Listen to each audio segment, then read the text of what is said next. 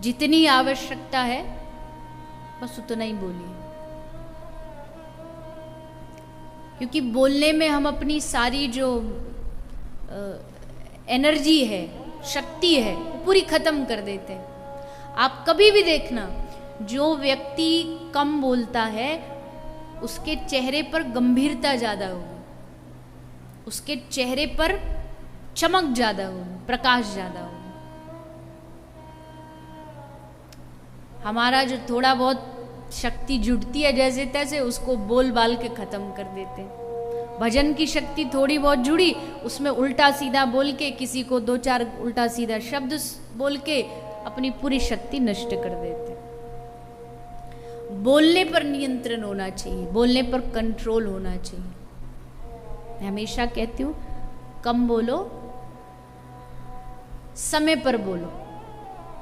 समय पर भी बोलना जरूरी है, समय पर भी ना बोल के मौन रहोगे तो भी गड़बड़ हो जाएगा। धृतराष्ट्र को जब बोलना था तो मौन बैठा रहा।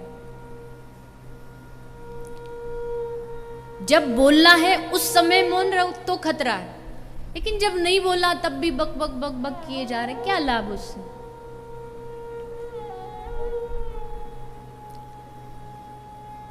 भगवत कृपा से मुझे हजार लाख प्रकार के लोगों से मिलने का मौका मिलता है, और कभी कभी तो ऐसों से उलझ जाते हैं कि सुनते सुनते चक्कर आने लगता है। सच में कई कई ऐसे मिल जाते एकाध महापुरुष कि समझ नहीं आता कि अब उत्तर हाँ बोले कि ना बोले। अब कुछ बोले तो भी फंसे, पहली मीटिंग है बेचारा, वो हमें जानता नहीं, हम उसको जानते नहीं, और इतना बोल लेते, इतना कैसे बोल लेते पता नहीं। कम बोलना भी एक भजन है, हर किसी के बस की नहीं, करके देख लो आप। हमें पंचायती की आदत होती है ना, इस भारत में अगर काम से रिलेटेड अगर नाम रखा जाए ना, तो 90% लोगों का नाम होना चाहिए रायचंद, जो फ्री फंड की राय बस बांटते रहते दुनिया को, बेकार की राय, कोई मांग नहीं रहा आपसे, फिर भी राय देते रहते, जहां मन कर वहीं घुस जाते हैं बोलने के लिए। ऐसा नहीं। आप किसी भी भक्त को देख लीजिए, उसे बोलने का समय कम मिलेगा। क्यों? क्योंकि उसके भीतर कुछ चल रहा है, उसके भीतर निरंतर कुछ चलता रहता है। और जिसका भीतर निरंतर भगवान नाम चल रहा है, अगर उसे बात करनी है तो उसको थोड़ी देर वो रोकना पड़ेगा, और रोकना उसके लिए ये कष्ट में है कि मैं उस भीतर जो चल रहा है उससे क्यों रोकूं। जिनके भीतर कुछ नहीं तो वो हम जैसे लोग बस करते रहते हैं। तो एक संकल्प ले सकते हैं आप कि कम बोले, जितनी आवश्यकता पड़े उतना ही बोलें, जितने से काम बन जाए उतना बोल के बात को खत्म कर दें।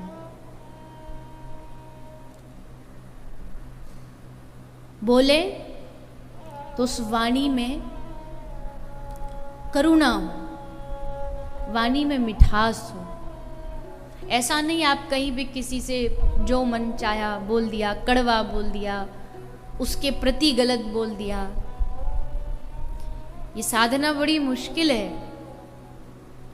क्योंकि ये जीभ ही है, या तो किसी के दिल में बिठा देगी या किसी बैठे हुए को दिल से निकलवा देगी। इस जीभ में इतनी शक्ति है। शास्त्र कहते हैं जिसने जीभ को जीत लिया उसने संसार को जीत लिया। दो वजह से हम जीभ से हारते हैं। एक तो यही उल्टा सीधा कड़वी वाणी बोल के, और दूसरा जीभ के रस से हम हार जाते हैं। जीभ कहती आज मुझे ये खाना है, तो हम भागे भागे जाएंगे उसको लेने के लिए, उसको कमाने के लिए। जीभ के रस में जीभ नचाती है, ये लेकर क्या, वो कर, ये बना, ऐसा कर, वैसा कर। इन दोनों जगह से हम जीभ से हार जाते हैं। ये जिह्वा बड़ी ठगनी है। इतने बड़े, इतने लंबे 5-6 फुट के शरीर को एक जिह्वा है जो किसी से जब मन चाहे पिटवा दे। क्यों, कुछ करना नहीं उसे, वो बोल के खुद तो छुप जाएगी गुफा सी में जा कर के, और फिर डंडे पड़ेंगे इस शरीर को। सर्वम जितम जिते रस, जिसने अपनी जिह्वा को जीत लिया उसने सब कुछ जीत लिया। तो पहला नियम, मतलब एक नियम ये भी हो सकता है कि आप कम से कम बोले, जितनी आवश्यकता उतना बोले। और दूसरा नियम क्या ले सकते हो, बताइए, मदद करिए मेरी बताने में। ये तो मेरे विचार है ना, आपके भी तो कुछ हो सकते हैं संकल्प लेने के लिए। कोई तो संकल्प हो ना जीवन में, हरिनाम का ही संकल्प, और हरिनाम से बड़ा संकल्प तो होगा भी क्या। क्या संकल्प हो सकता है नाम से बड़ा, कि हमारे जीवन में नाम भगवान आकर के विराजमान हो जाए। आज यकीन मानना, ये सबसे आसान रास्ता भी है और सबसे कठिन रास्ता भी है। नाम भगवान में श्रद्धा होना सबसे आसान है, क्योंकि इसमें ना रुपया लगता है, ना हमारा कोई समय लगता है, ना कोई हमारा डीजल पेट्रोल लगता, कुछ नहीं लगता। लेकिन कठिन इसलिए है क्योंकि लोगों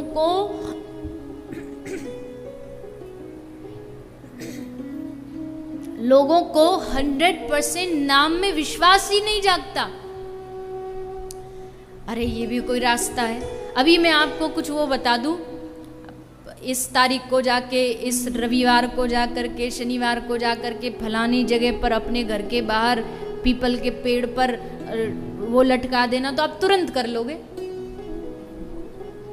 आपको लगे हाँ बड़ा अच्छा रास्ता बताया हमको।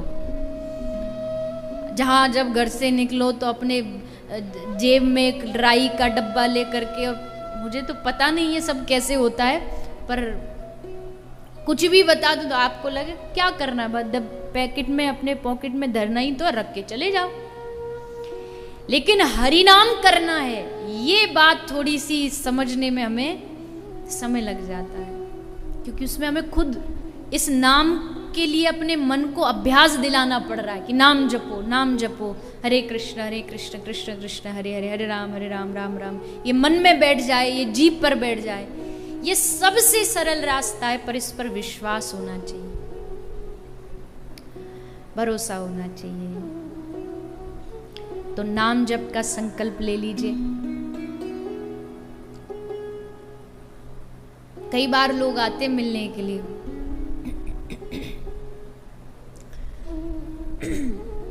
2015 में हम आपसे मिले, आपको गुरु बनाना है। मैंने कहा गुरु बनाना है तो 2015 में आप मिले तो क्या बात हुई थी? बोले ये बात हुई थी, आपने कहा हरि नाम करो। मैंने कहा करते हो? बोले हाँ करते। कितना करते? आपने कहा था 1 माला करो। तो अभी 2022 चल रहा, अभी कितनी करते हो? बोले 1 करते हैं। अब 2015 से 2022 तक तुम 1 ही करते आ रहे हो।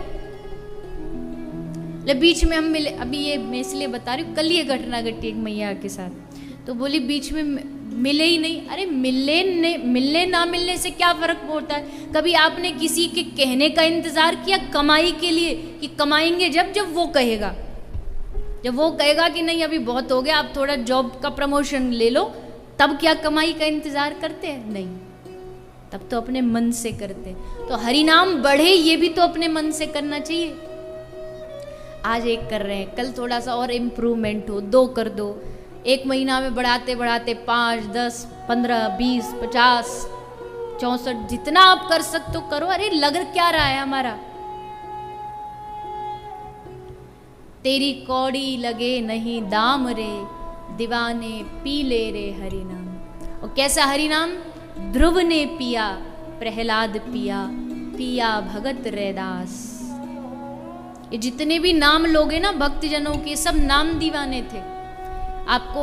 आपने सुना हो कबीरदास जी, लोग कहते हैं कि कबीरदास जी का अलग पंथ है, ये है वो है। मैंने कबीरदास जी पर एक पूरा चरित्र कहा था, सुनो उसे। उसमें कहाँ ऐसा है, हर जगह श्री कृष्ण ने आकर के कबीर को दर्शन दिया है। जहां जहां कबीर की लाज जाने वाली थी, कृष्ण ने आके दर्शन। और कबीर दास जी से बड़ा कृष्ण भक्त कौन हो सकता है?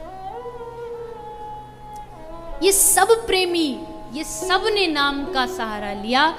इसलिए हम सब भी संकल्प ले कि ज्यादा से ज्यादा नाम का स्मरण करेंगे, ज्यादा से ज्यादा नाम भगवान का चिंतन करेंगे। जैसे भगवान का चिंतन होता है, वैसे भगवान के नाम का भी चिंतन होता है।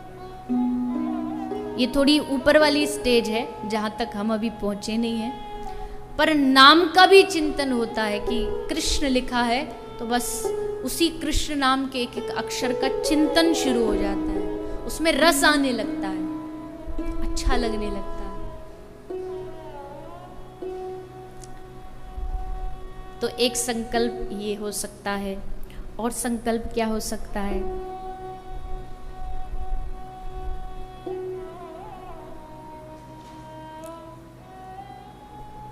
बहुत है, कितनी गिनती करें इतने हैं। संकल्प ले सकते हो कि अगर जीवन के इतने समय हम दिल्ली, बम्बई, कलकत्ता यहाँ सब रह रहे हैं, तो उसमें से कुछ दिन निकाल के, कुछ समय निकाल के ब्रजवास करेंगे। और ब्रजवास भी पक्का वाला, ये ब्रजवास नहीं होता कोई बढ़िया होटल में आके चकाचक एकदम रह गए, बढ़िया 5 स्टार होटल में रहे, खाना पीना मंगवाया, बढ़िया बढ़िया ऑर्डर करे। बोले हमको तो ब्रज में कुछ आनंद आया ही नहीं, ऐसा ही लगा जैसा हम, कहाँ से आएगा, तुमने ब्रज का आनंद लिया ही नहीं। ब्रज का आनंद तो तब आता है जब ब्रज की यमुना के किनारे किसी माटी में 2-4 घंटे पड़े पड़े माटी की रज को उठा करके उसका दर्शन करो, उसको अपने मस्तिष्क पर लगाओ, अपने हृदय से लगाओ, तब ब्रज का आप महत्व समझोगे। 5 स्टार में क्या महत्व समझोगे ब्रज का?